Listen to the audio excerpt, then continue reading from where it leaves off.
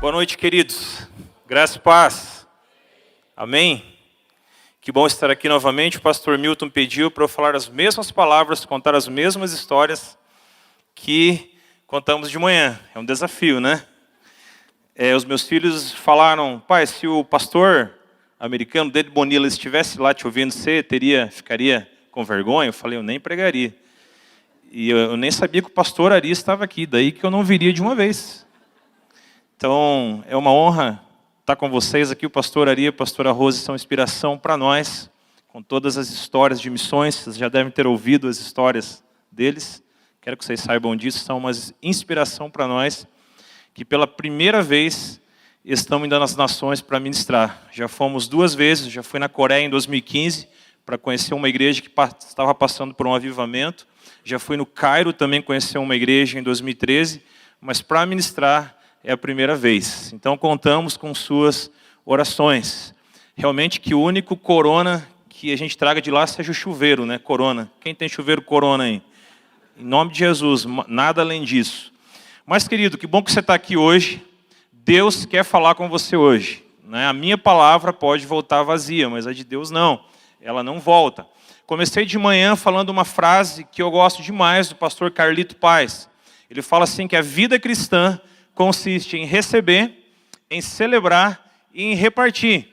Saí de casa quinta-feira pensando em receber e celebrar apenas. Com esse louvor abençoado, com esse time aqui top, parabéns pelo ensaio, pela parte técnica, pela unção que move.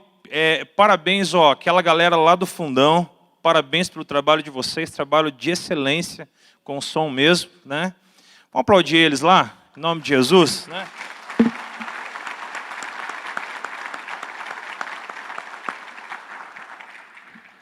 Eu sou dessa praia de música, de som, ou melhor, era, né? Então, sei que é um desafio, mas é benção. Vocês escolhem 100 vezes mais ainda em vida tudo aquilo que vocês semeiam no reino de Deus. Eu estava falando que vim para receber e para celebrar. O mês passado, o pastor Milton e a pastora Vivi nos visitaram em Paranaguá. E eles foram para compartilhar, para ministrar. Mas nós tínhamos outros planos para eles. Nós queríamos que eles recebessem também. E à tarde nós havíamos programado para eles um passeio de barco, para conhecer a Baía de Paranaguá, passar pelo porto, ver os golfinhos. Né? Um passeio assim, muito interessante, muito legal. Só que o pastor Milton não foi de terno e gravata, mas eles foram bem alinhados, né? Eu falei: pastor Milton, eu te empresto uma bermuda, e ele colocou uma bermuda lá, uma camiseta. A Lilian também prestou para a pastora Vivi.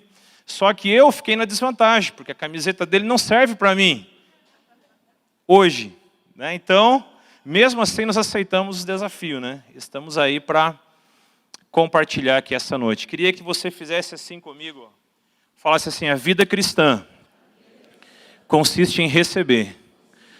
Quantos têm certeza que vão receber algo de Deus aqui nessa noite? Fala glória a Deus. Glória a Deus. Amém? A vida cristã, ela consiste também em celebrar. Quantos estão celebrando, estão alegres nesta noite por estar na presença de Deus? Fala amém. Amém. Agora eu quero que você pegue na mão da pessoa que está ao teu lado e fala assim: a vida cristã consiste em repartir. Fala assim: realmente, a minha pizza será minha após esta reunião. Amém? Mas, queridos, gosto muito dessa frase. Para mim, essa frase resume a nossa história como igreja. Para mim, essa história resume a nossa história como discípulos do Senhor. A vida cristã consiste em receber, em celebrar e em repartir. E nós estamos aqui para vivenciar isso. Comecei de manhã também contando uma história que reflete muito o meu amor pela palavra de Deus, e uma história assim que me impactou demais, uma pesquisa que trouxe um grande impacto à minha vida. Alguns meses atrás aí começou a rodar nas mídias sociais dos pastores. Eu faço parte de alguns grupos de pastores, e começou a rodar uma pesquisa feita pelo John Bevere.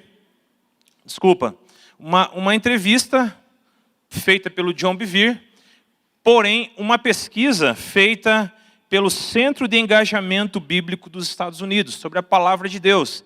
Eu sei que todos nós que estamos aqui amamos a palavra de Deus.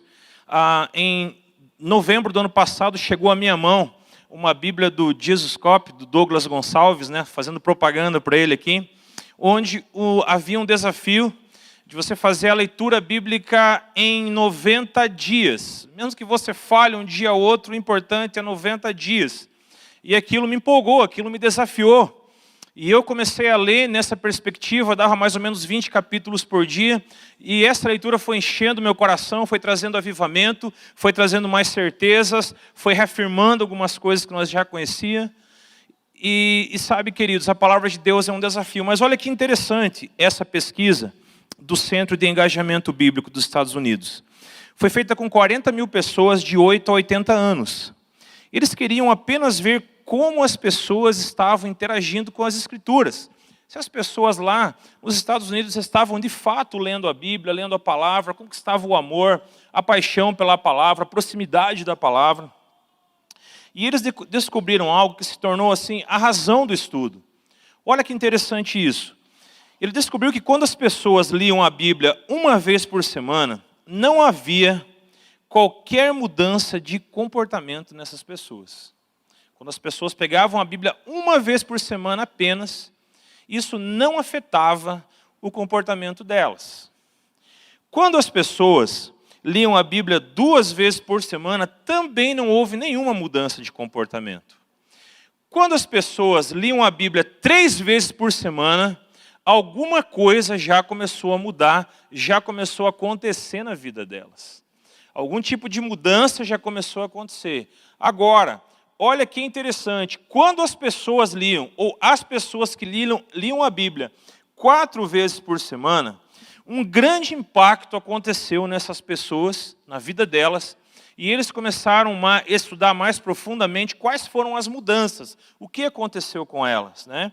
O sentimento de solidão caiu 30%. Sabemos que muita gente tem problema de solidão hoje, mesmo vivendo apertado dentro dos biarticulados, apertado dentro dos metrôs, nas grandes metrópoles as pessoas têm problema de solidão. Ao ler a palavra 4 vezes por semana ou mais, esse sentimento cai. Problemas com a raiva, com a ira, caem 32%. Amargura em relacionamentos com o cônjuge, com os filhos, cai em 40%. Alcoolismo cai 75%. Pornografia cai 61%. E o que aumenta? Pelo menos algumas coisas, 2 coisas aumentam. Primeira delas, há um aumento de 232% no discipulado. O desejo, a vontade de pregar a palavra, de ministrar, de ajudar outras pessoas. Há um aumento de 200% na ação de compartilhar Jesus com as pessoas. Olha que interessante o impacto que a palavra de Deus traz sobre as nossas vidas. Nós estamos aqui nessa noite, realmente para ouvirmos aquilo que Deus tem a falar para nós. Mas eu quero incentivar você nesse tempo a fazer da palavra de Deus parte da sua vida. A tornar a palavra de Deus algo essencial para você. A fazer com que as suas devocionais diárias sejam realmente significativas. Antes de você fazer qualquer coisa, volte para a palavra de Deus. Eu sei que é um desafio hoje, na correria que a gente vive, fazer com que a palavra seja prioridade logo cedo de manhã. Eu sei que muitas pessoas têm isso muito forte. A Lília, minha esposa que está aqui, ela tem isso muito forte. Antes de fazer qualquer coisa, está na palavra de Deus. Eu busco fazer isso também. Mas sabe, queridos, isso nos traz vida. Isso vai nos impulsionar. Uma palavra que estão usando demais hoje vai empoderar você realmente para viver o melhor de Deus sobre a sua vida, sobre a sua história aí. Quero ler com você o texto dessa noite, no qual nós vamos meditar. 2 Coríntios, capítulo 5, do versículo 18 ao 21. 2 Coríntios, capítulo 5, do versículo 18 até o versículo 21. Se você não tem uma Bíblia, pega uma carona aí com alguém, abra a sua Bíblia ou liga o seu celular. 2 Coríntios 5, do 18 até o 21, nós vamos estar transmitindo aqui no Data Show também. Essa Bíblia, essa tradução Nova Almeida Atualizada, quando ela foi traduzida e preparada, os tradutores pensaram em uma Bíblia que tivesse fluência para ser lida em voz alta. Então, essa é uma Bíblia muito interessante de lermos em voz alta. E eu queria ler 2 Coríntios, do 5, do 18 até o 21, eu queria ler com você. Enquanto nós estivermos lendo, eu vou tentar olhar para você. Quem não estiver lendo junto, eu vou trazer aqui na frente para cantar um corinho. Ok? Então, vamos lá. Vamos ler juntos? Ora, tudo isso provém de Deus, que nos reconciliou consigo mesmo por meio de Cristo e nos deu o ministério da reconciliação. A saber, que Deus estava em Cristo reconciliando consigo o mundo, não levando em conta os pecados dos seres humanos e nos confiando a palavra da reconciliação. Portanto, somos embaixadores em nome de Cristo, como se Deus exortasse por meio de nós. Em nome de Cristo, pois pedimos que vocês se reconciliem com Deus. Aquele que não conheceu o pecado, Deus o fez pecado por nós, para que nele fôssemos feitos justiça de Deus. Eu queria continuar só alguns versículos, só entrar no capítulo 6, por quê? Porque na teologia paulina, na teologia do apóstolo Paulo, sempre que ele ia falar sobre um princípio, sempre que ele ia estabelecer um princípio, ele estabelecia esse princípio sobre as escrituras do Antigo Testamento. Você que é líder de célula, você que é um estudioso, um pregador da palavra, perceba, sempre quando Paulo vai ensinar um princípio à igreja, ele baseia o seu ensino numa escritura do Antigo Testamento. E nós, na qualidade de cooperadores com ele, também exortamos a que vocês não recebam em vão a graça de Deus.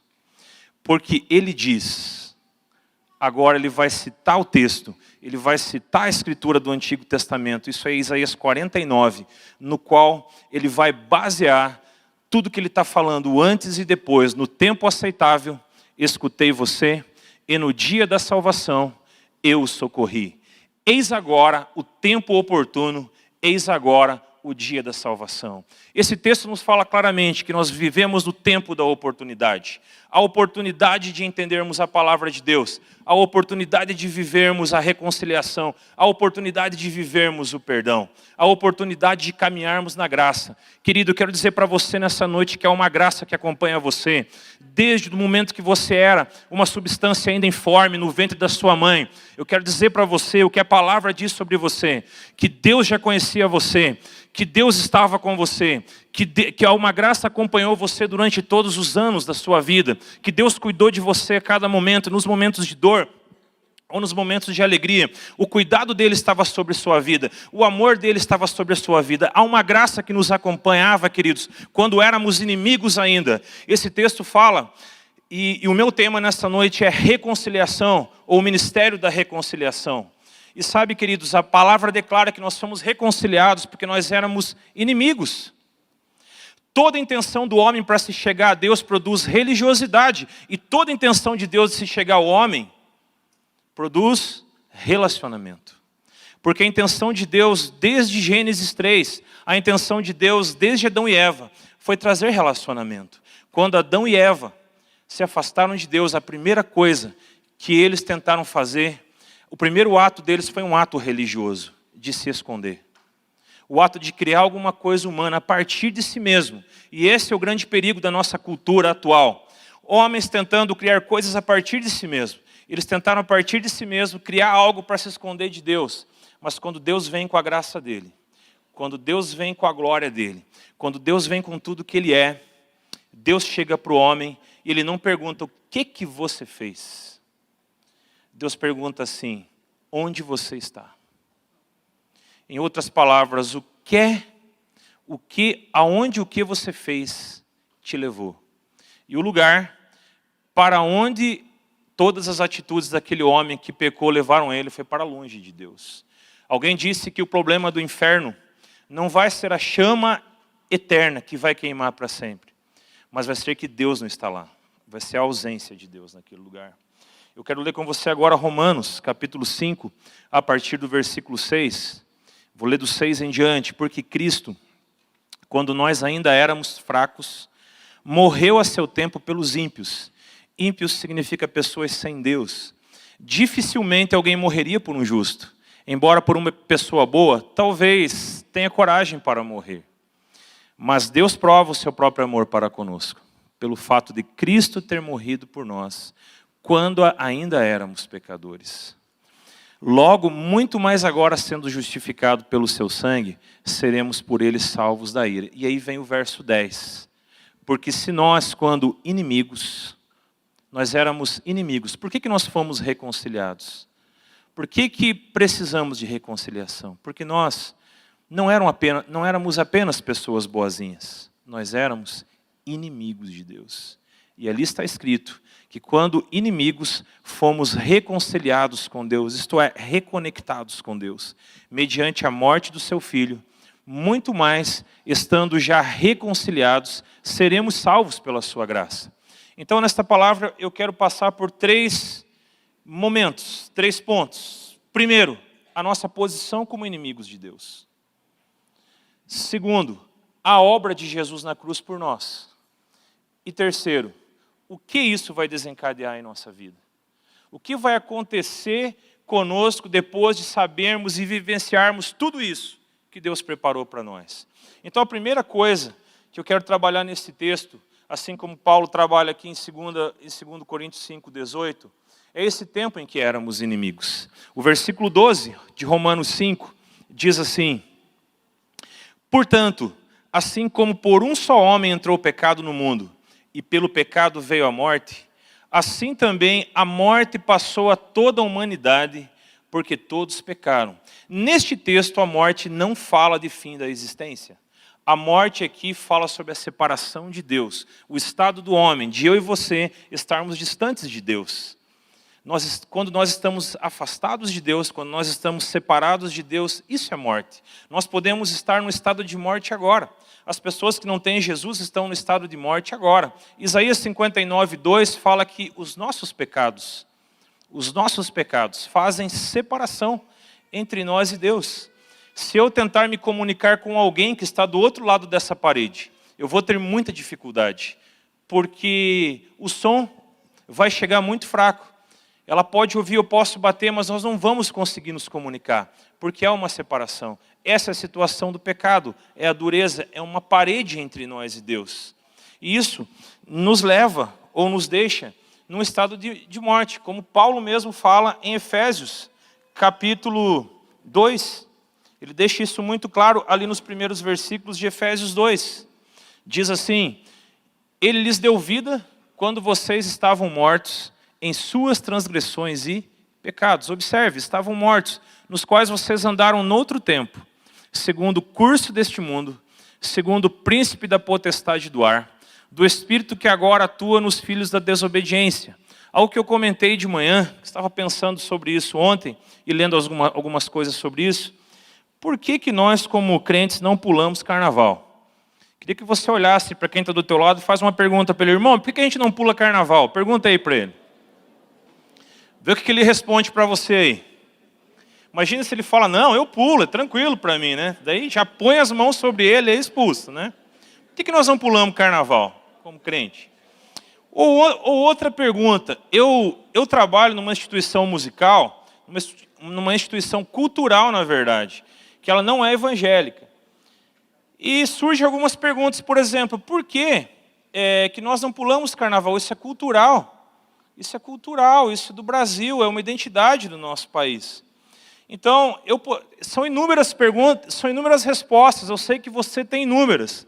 Eu vou mostrar 2 aqui, que eu pensei sobre isso. Por que nós não pulamos carnaval? Gente, primeira coisa, vamos começar pela etimologia da palavra.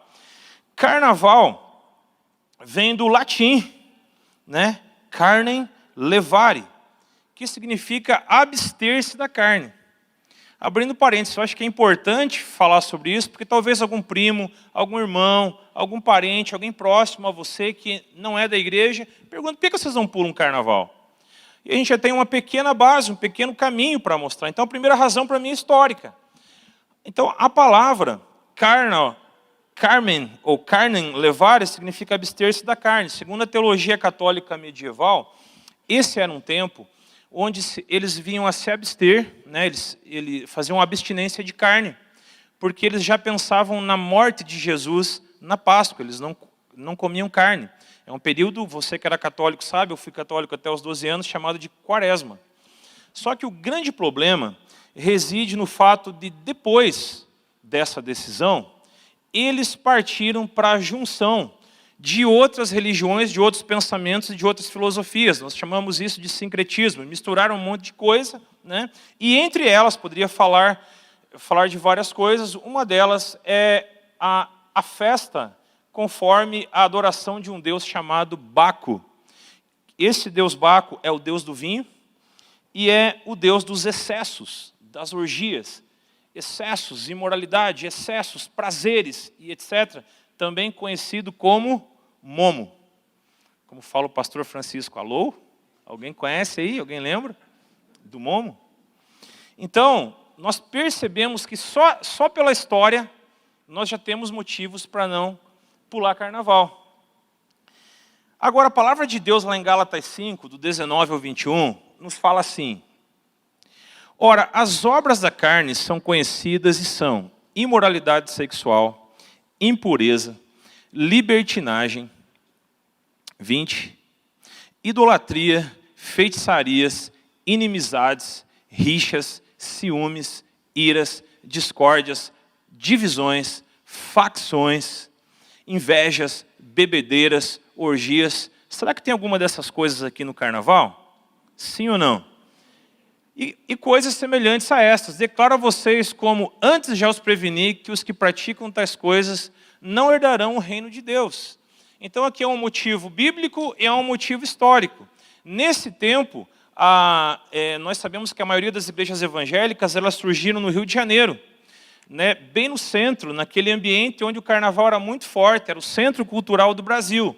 Então eles não conseguiam entrar nas avenidas e nas ruas para ir às igrejas. E na época de carnaval surgiram os retiros espirituais. As pessoas se retiravam não para fugir do carnaval naquele primeiro contexto, mas porque eles não conseguiam chegar naqueles centros, naqueles lugares onde eles festejavam. Outros grupos foram mais ousados, eles receberam uma palavra de Deus dizendo, não, nós vamos ficar aqui e nós vamos fazer evangelismo nesse tempo, como eu fazia quando nós tínhamos a igreja em Antonina. Nós pastoreamos um tempo em Antonina, e a nossa igreja ficava pelo menos a 3 quadras do carnaval. Nós nos juntávamos com uma galera da Jocum, conseguíamos mais de 2.000 garrafinhas de água, montávamos um alojamento perto do carnaval, perto da avenida, e começávamos a distribuir água para as pessoas.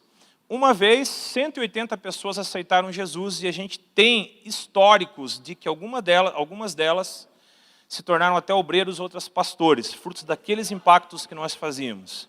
A cada 200 pessoas que nós abordávamos em Antonina, pelo menos umas 170, 150 eram aqui de Curitiba. Muito pouca gente lá do litoral, até porque há uma cultura, né, onde as pessoas desciam para curtir o carnaval lá no litoral. Mas tudo isso, queridos, toda essa história, mostra para mim e para você que nós éramos inimigos de Deus, com práticas que eram totalmente contrárias à vontade dele e aquilo que ele estabelece como padrão e princípio de vida cristã. Agora, continuando, ali mesmo em Efésios, no capítulo 2, versículo 14 a 16, nós vemos a obra que Jesus fez, quando nós éramos inimigos. Está escrito aqui, porque ele é a nossa paz. De 2 povos ele fez um só, e na sua carne derrubou a parede de separação que estava no meio, a inimizade. Nós vivíamos num contexto de inimizade relacionado a Deus. Cristo mesmo aboliu a lei dos mandamentos na forma de ordenanças, para que dos dois criasse em si mesmo uma nova humanidade, fazendo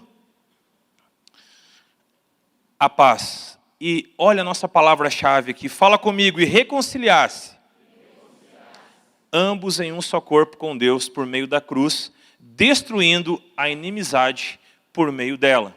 Então havia uma inimizade entre nós e Deus. Não éramos apenas pessoas boas. Tantas pessoas a gente recebe em nossas comunidades, vindo de inúmeras religiões E o argumento é, mas nós somos pessoas boas. Nós somos pessoas boas, nós praticamos boas obras, sim.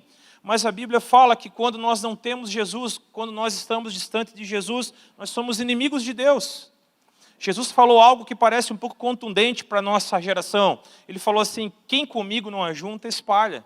Então quem não estava no mesmo caminho, na mesma direção, estava espalhando aquilo que ele estava juntando. Lá em Colossenses capítulo 1, versículo 20, Paulo continua falando sobre esse mesmo momento, sobre esse mesmo princípio, e que havendo feito a paz pelo sangue da sua cruz, por meio dele, reconciliasse consigo mesmo todas as coisas, quer sobre a terra, quer nos céus.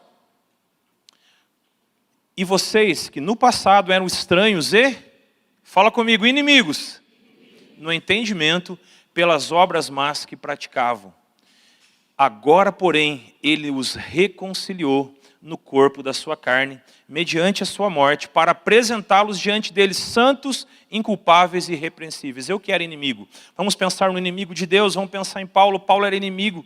Paulo perseguia pela religiosidade, pelas escamas que havia nos olhos dele. Ele pensava estar fazendo um serviço a Deus. Ele pensava estar fazendo algo bom a Deus. Mas, na verdade, ele não estava fazendo algo bom a Deus. Havia uma máscara sobre a vida dele. Passei por inúmeras experiências com a religiosidade. Quando nós começamos em nossa primeira igreja, de repente a igreja teve um boom na cidade. E isso em cidade pequena é muito complicado. E Deus falou comigo assim, você vai ter 3 momentos nessa cidade. Primeiramente, você vai ter pessoas na igreja local que vão se levantar contra você. Você precisa vencer essas pessoas na palavra. Pregue a palavra todo o tempo. Nunca vá contra elas. Pregue a palavra. Você vai ter um segundo momento em que as igrejas vão se levantar contra você. E você vai viver um terceiro momento onde a cidade vai levantar contra você. Foram palavras de Deus. Queridos, e aconteceu as 3 coisas. No primeiro momento, Deus nos deu graça. Nós nunca afrontamos ninguém, apenas pregamos a palavra, tempo e fora de tempo. Líder de célula, discipulador, quero te falar algo muito importante. Prega a palavra tempo fora de tempo. Alguém está criticando você, prega a palavra. Alguém está falando mal de você, prega a palavra, a tempo e fora de tempo. Porque a palavra, ela esmiuça a penha. Tem um texto que fala assim, lá em Isaías, não se levante contra as pessoas. As pessoas, muitas vezes, elas vão vir para a tua célula, para a tua igreja com inúmeras patologias. Às vezes elas vão expressar algumas coisas, mas elas não estão indo contra você. Não olhe para as pessoas, olhe para aquilo que está atrás das pessoas. Porque atrás das pessoas que agem como inimigo, querido, nós temos um inimigo que age sobre a vida delas. Nós estamos aqui como instrumentos de Deus para ministrar a todos. Indico para você um livro do pastor Tiago Brunet, o especialista em pessoas. Ele fala ali como eu tratar e trabalhar com todos os tipos de pessoas. Não sei se você já leu esse livro, se alguém já leu, mas é muito bom. Mas o que eu quero considerar, queridos, Deus ele falou desses 3 momentos que nós viveríamos. E num segundo momento, quem se levantou contra nós, pasme, foi pastores. E Deus falou, não se levante contra eles. São meus ungidos, são meus servos, ore por eles. E nós permanecemos em Deus. E vencemos aqueles momentos. Os pastores que mais nos criticavam se tornaram nossos amigos. E no terceiro momento, sim, foi a cidade. Mas Deus, queridos, nos dá sabedoria em cada passo. Nós precisamos muito da graça dele. Como eu falei no começo aqui, há uma graça que nos acompanha. Há uma graça que nos acompanha para liderar uma célula. Há uma graça que nos acompanha para receber. Há uma graça que nos acompanha para celebrar. Há uma graça que acompanha você. É essa graça que nós vemos aqui. A graça que faz com que os inimigos se tornem amigos de Deus. A graça que está além do que nós podemos pedir, pensar, falar ou imaginar. E Ele está aqui nessa noite, está neste lugar, realmente trazendo a você algumas verdades, porque eu tenho certeza que tudo isso você já sabe. Tudo isso você já conhece. Então, ele afirma isso, mas eu gosto demais de repetir coisas, porque eu vejo algumas declarações de Paulo que me impactam demais lá em 1 Coríntios 15. Ele dá um resumo do Evangelho, é um verdadeiro resumão do trabalho de Jesus. Olha só, irmãos, 1 Coríntios 15, 1. Venho lembrar-vos o Evangelho que vos anunciei, o qual recebeste e no qual ainda perseverais, porque por ele também são salvos, por meio dele vocês também são salvos, se retiverem a palavra assim tal como a preguei a vocês. a menos que tenham crido em vão. O 3, por favor. Antes de tudo, entreguei a vocês o que também recebi, que Cristo morreu pelos nossos pecados, segundo as Escrituras. Amém. Esse é um resumo do Evangelho, um resumo da obra de Jesus por mim e por você. Então, nosso primeiro posicionamento, queridos, é o posicionamento de receber. A vida cristã consiste em receber. Eu recebi tudo isso de Deus, porque lá atrás, alguns anos atrás, um menino de 12 anos resolveu ir na casa do vizinho e falar de Jesus para mim. Ele não sabia que estaria ganhando para Jesus um futuro pastor, um futuro pregador. Mas ele me ganhou para Jesus. Só estou aqui hoje, nesse púlpito, falando com você. Porque aquele menino chamado Augusto Fabiano, meu amigo de jogar bola, meu amigo de tocar violão, falou de Jesus para mim. Não teve medo, não teve vergonha. Um ano depois eu fui pular carnaval, mas ele não desistiu de mim. Depois do carnaval, ele estava lá no meu pé. Os dias que eu não queria ir na igreja, ele estava lá. Ele não desistiu de mim. Porque ele não desistiu de mim, eu estou aqui. Queridos, não desista das pessoas, porque Deus não desiste de você.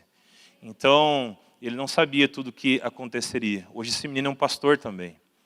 Mas ele não sabia. Porém, ele falou de Jesus. Porém, ele proclamou Jesus. Ele trouxe Jesus. A minha família, que era toda espírita, começou comigo. E toda a minha casa veio para Jesus. Por causa de um menino de 12 anos que resolveu falar de Jesus para o seu amigo. Olha o poder, queridos, que há na palavra de Deus. Olha o poder, olha a graça que nos acompanha. Deus preparou tudo aquilo. Eu quero falar com você, querido, nessa noite, que está meio frio, que está meio calculista, que está meio racional. Deus tem uma obra e um propósito na tua vida. Deus deseja levantar você com muito fogo. Nesse evento sobrenatural, você realmente vai sair daqui com muito fogo, com muito fire, né, na sua vida aí. Queridos, comece esse ano bem. Busque a Deus, não desista. Se você quiser, se você querer, algo pode acontecer. Então, a vida cristã consiste em receber. Eu recebo essa graça. Mas, num segundo momento, a vida cristã consiste também em celebrar, queridos, tudo aquilo que Jesus fez. Vamos lá para Apocalipse, capítulo 5. E nós vamos entender qual é o tema, qual vai ser o tema da adoração por toda a eternidade. Nós já cantamos ele aqui hoje 2 vezes. Olha o tema, vou ler do 9 em diante. E cantavam um cântico novo, dizendo: digno és de pegar o livro e de quebrar os selos, porque foste morto, e com o teu sangue compraste para Deus os que procedem de toda tribo, língua, povo e nação. Já vou continuar. Alguém perguntou para mim: pastor, mas vocês vão para a China com toda essa situação? Eu falei assim: amigão, eu vou te responder com uma frase do Carlos Stude, que era um grande jogador de cricket, seria um grande jogador de futebol na nossa cultura, rico pelo talento que ele tinha com o esporte. E chegou um momento que ele conheceu Jesus, ele passou numa igreja e tinha uma placa lá: canibais precisam de Jesus. E ele respondeu aquele apelo. E naquele momento ele disse uma frase que se tornou muito comum na Missão Amém, missão da qual nós fizemos parte por um tempo. Ele disse: se Jesus Cristo é Deus e morreu por mim, nenhum sacrifício que eu faça por amor a Ele será grande demais. E te digo mais, falei ao menino, viver para Jesus tem sido uma grande bênção, cara. Imagine morrer por Ele. Eu não quero morrer, querido. Pode ser alguma, tá? Por enquanto não. Há um plano, há um propósito, mas, queridos, Jesus fez algo muito grande por mim e por você. Nós precisamos celebrar isso. Vamos continuar o versículo 10. E para o nosso Deus os constituíste reino e sacerdotes, e eles reinarão sobre a terra. Vi e ouvi uma voz de muitos anjos ao redor do trono, dos seres viventes e dos anciãos, cujo número era de milhões e milhares de milhares, proclamando com voz forte: digno é o Cordeiro que foi morto, ao tema, de receber o poder, a riqueza, a sabedoria, a força, a honra. Espera aí, pessoal, vamos ler junto, é muito bonito esse versículo, né? Vamos ler juntos? Vamos voltar lá no 11? Não, aqui mesmo, 12. Vamos lá. Proclamando com voz forte: Digno é o Cordeiro que foi morto de receber o poder, a riqueza, a sabedoria, a força, a honra, a glória e o louvor. Esse tema será cantado pela eternidade, queridos. A redenção, a reconciliação. Éramos inimigos e fomos reconciliados. E agora, a grande pergunta é, e agora? Qual o efeito que esta reconciliação desencadeia em nós? O que tudo isso tem a ver comigo? O que tudo isso vai desencadear em mim? Nós voltamos lá no nosso texto, nosso primeiro texto, 2 Coríntios 5:20. Nós entendemos ali uma palavra muito chave em nossa missão. 2 Coríntios 5:20 diz assim, versículo 20, por favor, 2 versículos à frente. Obrigado aí, pessoal, vocês são top demais. Eu preciso de uma galera assim na minha igreja, Milton. Portanto, somos embaixadores em nome de Cristo, como se Deus exortasse por meio de nós, em nome de Cristo, pois pedimos a que vocês se reconciliem com Deus. Junto com a reconciliação, nós recebemos uma responsabilidade, recebemos uma mensagem, recebemos uma proclamação, recebemos uma responsabilidade da parte de Deus. Todo homem que Deus levantou, desde o Gênesis ao Apocalipse, Deus levantou com uma mensagem. Quando Deus levantou Noé, a palavra de Deus disse, esse homem está nascendo nessa geração para trazer descanso sobre esta geração. Líder de célula, pastor, discipulador, deixa eu falar algo para você. Deus vai colocar pessoas perto de você, com certeza você já tem experimentado isso, que são um verdadeiro descanso. Pessoas que Deus levanta para estar com você, que vão ser apoio, que vão ser encorajamento, como Noé. Lá em Gênesis 6, Deus fala isso. Esse homem está sendo levantado como um descanso. E quando Noé nasce, quando Noé começa a viver, Deus dá uma palavra para Noé. Deus fala assim, Noé, construa uma arca. Essa frase, construa uma arca, marcou a vida de Noé. A vida de Noé acabou para todas as outras coisas. E a partir de agora, Noé começa a gastar sua vida construindo uma arca. Qual é a mensagem da tua vida? Querido, você carrega algo, eu carrego algo, nós carregamos uma mensagem, todos nós carregamos uma mensagem da parte de Deus. Como Noé carregava uma mensagem. Deus falou com Abraão, Abraão, sai da tua terra, da tua parentela e vai para a terra que te mostrarei. Pronto, acabou a vida de Abraão. Ele gastou a vida toda dele, de tenda em tenda, de altar em altar, de jornada de fé em jornada de fé. As limitações deles apareceram. A primeira tentativa, ele pisou na bola com Deus, foi para o Egito. Mas lá no Egito ele reconhece, Deus sai de lá. E ele continua de altar em altar, aprendendo com os seus erros e vivendo de fé em fé. De fé em fé, entendendo que Deus é galardoador daqueles que o amam. Mas ali acabou a vida de Abraão. Aquela palavra, sai da tua terra, da tua parentela, definiu a vida dele. Qual palavra tem definido a sua vida? Qual palavra tem definido você? Aí vem Moisés. Deus chega para Moisés e diz, vai a Faraó. E diz para ele, deixa o meu povo ir para que me celebre uma festa no deserto. Em outras palavras, você vai ser o libertador. Moisés sim deu umas desculpas. Moisés sim ficou muito atônito com aquele chamado. Porém, Moisés, aquela palavra definiu a vida de Moisés dali em diante. Todos os crentes, todas as pessoas que servem a Jesus, carregam uma palavra, carregam uma mensagem. Todos nós que estamos aqui nesta noite, carregamos uma palavra, carregamos uma mensagem. Nós estamos indo na China por causa de um nome, por causa de uma pessoa, chamada William Gomes, um jogador de futebol. Há 2 anos atrás, nós conhecemos um jogador de futebol, jogou no Rio Branco, jogou no Paraná há pouco tempo e foi jogar na China, o William. E ele disse para mim, a Lilian, comemos algumas vezes juntos, eu, a Lilian, o William, a Amabile, e o William disse assim, pastor, tem surgido uma conexão muito forte entre nós e nós gostaríamos de ser discipulados por vocês. E nós começamos a discipular o William, começamos a caminhar com ele, já servia Jesus. Ele é um jogador de futebol, queridos. Mas sabe qual que é a maior paixão dele? Jesus. Ele está lá na China. Ele foi artilheiro do campeonato lá esse ano passado. Mas eu não vejo nas mídias dele. Ele foi o artilheiro, tal, essas coisas, não. Jesus. Sempre Jesus. É um servo de Deus. O William estava de férias agora, alguns dias atrás. Ele estava lá na Filipinas fazendo missões. Ele estava no tempo livre dele. Ele vai lá cuidar do orfanato na Indonésia. porque ele entende que a profissão dele, queridos, é um lugar para ele glorificar a Deus.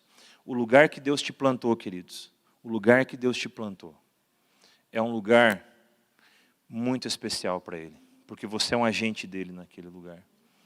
Sabe, queridos, Deus tem muitas promessas na minha vida. Eu trabalho numa instituição, numa escola de música, chamada Filarmônica Antoninense. Eles têm uma orquestra, talvez você já tenha até visto em alguns lugares, é uma instituição muito séria, de muito respeito, em Antonina, em Paranaguá. E às vezes, queridos, eu estou lá dando aula de musicalização infantil, e ensinando as primeiras notas musicais para aqueles meninos, para aquelas crianças de ensino médio e ensino fundamental. E eu penso assim, tudo que Deus prometeu para mim. Mas naqueles momentos ele fala, Márcio, seja fiel aqui. Seja fiel com essas crianças aqui. Seja fiel no pouco, seja fiel nesse momento aqui com eles. Seja fiel ensinando música a eles. Sabe, queridos, hoje eu estou aqui falando para talvez umas 500 pessoas ou mais. Mas sexta-feira eu vou estar lá com uma turma de 4 alunos. Depois de 5 alunos, um dia todo, turmas após turmas de música. Mas eu sei que eu estou lá por um propósito. Eu já tenho visitas para ir, famílias para visitar por causa daquele lugar. Então, talvez você esteja se perguntando nessa noite, há tantas promessas para a minha vida, mas eu estou aqui nessa empresa, faz tempo que eu não recebo promoção. Sabe, queridos, é um tempo de Deus na tua vida, não desista. Esses dias tinha um menino da igreja lá reclamando que ele não recebeu uma promoção. O Espírito Santo falou para mim assim, ó, vai, fale para ele que ele entendeu errado. A primeira promoção que eu vou dar para ele não é na terra, é no céu. E a promoção do céu vai gerar na vida dele uma promoção da terra. Ele só não entendeu. Querido, olha para mim, você só não entendeu. A tua primeira promoção está acontecendo lá no céu. Daqui a pouco, a promoção da terra virá. Queria que você fizesse aquela cara assim de profeta de Deni Bonilla e olhasse para quem está do teu lado aí e falasse assim, não se preocupe. A tua promoção está acontecendo no céu. Logo depois, você será promovido na terra. Em que área? Não sei. Por que eu estou falando isso? Não sei, de manhã eu não falei. É porque você está aqui. Então, esse segundo ponto aqui, queridos, é tempo de celebrar. É um tempo de celebrar Jesus. Todo ministro de louvor, presta atenção, você que toca violão, aí, você que toca guitarra, vocês aí, que são das mídias, todos nós carregamos algo da parte de Deus. Às vezes, queridos, nós carregamos algo muito forte. Por exemplo, eles são muito fortes, a fé vem pelo ouvir. Se você ouvir mal aqui, talvez você não se converta. Olha a importância de vocês aí. Então, todos nós, ministros de louvor, carregamos uma mensagem. Carregamos um acorde, carregamos algo da parte de Deus. Um dia, Deus usou um ministro de louvor, e ele falou assim para mim, Márcio, eu tenho uma palavra para você. Mas Deus está me falando para ir lá na igreja, para a gente ter um tempo de adoração. Queridos, antes desse mover de Cirilo, antes do Cirilo é velho pra caramba, mano, né?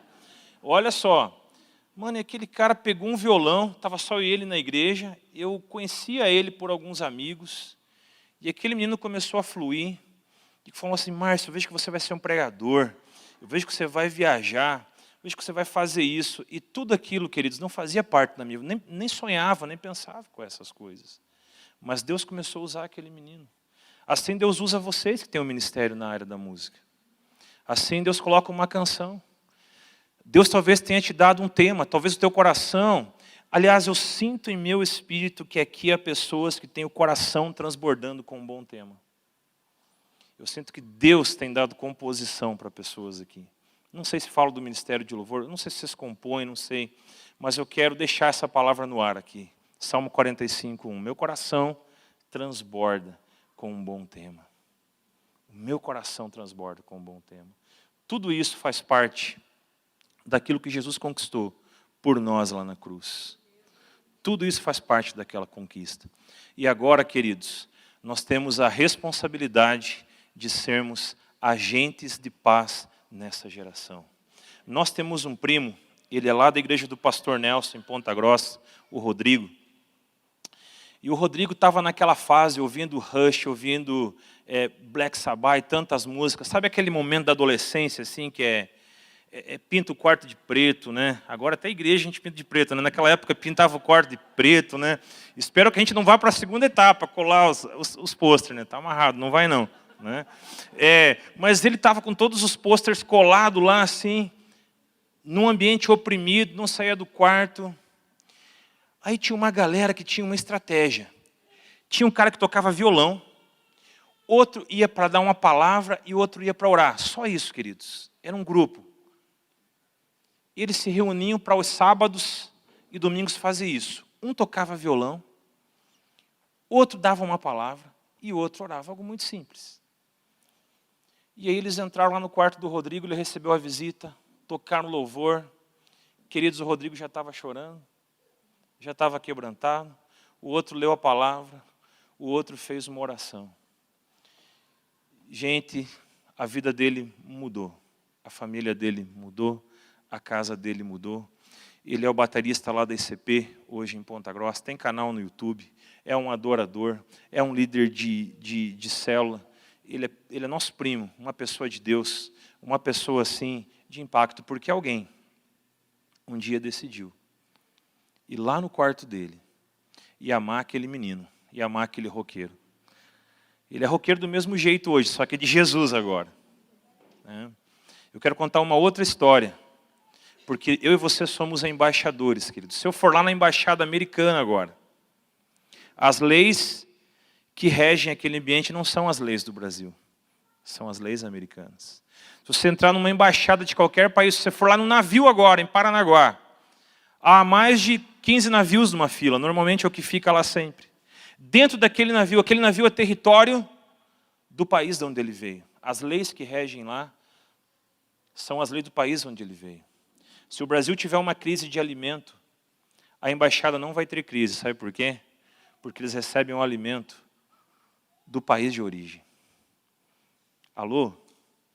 Se o Brasil tiver em crise, a tua embaixada é outra, meu irmão. A minha embaixada é outra. A minha provisão não vem de todo esse contexto, vem de outro lugar. Há algo diferente sobre mim e sobre você, nesse tempo e nessa geração. Mas eu quero contar uma outra história, dentro desse mesmo ponto em que nós somos embaixadores.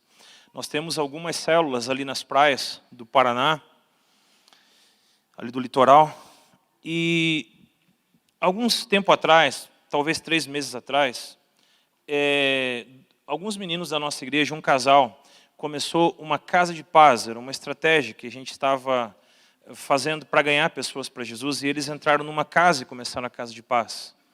E os donos desta casa mostraram algo para eles. Olha, tem um salão aqui atrás. Era um terreiro de macumba, muito grande. E o que nós vamos fazer com isso agora? É interessante porque é a terceira vez que em nosso ministério nós passamos por isso. Há mais ou menos um mês atrás nós fomos lá e nós tiramos tudo aquilo, removemos tudo aquilo. Aquilo acabou. Aquele casal se entregou a Jesus totalmente. Batizamos eles.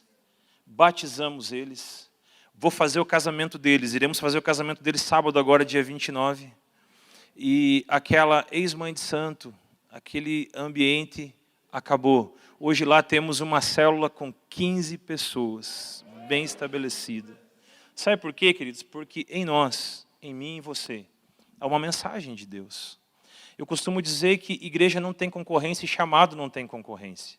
Porque o chamado de Deus é pessoal, é irresistível e é intransferível. O chamado de Deus para a minha vida eu não posso transferir para você. E ele não concorre com você, porque o chamado de Deus para a minha vida ele é pessoal. Ele diz respeito a mim. O chamado de Deus é irresistível, sabe por quê? Porque quem me chamou foi Deus, eu não resisti.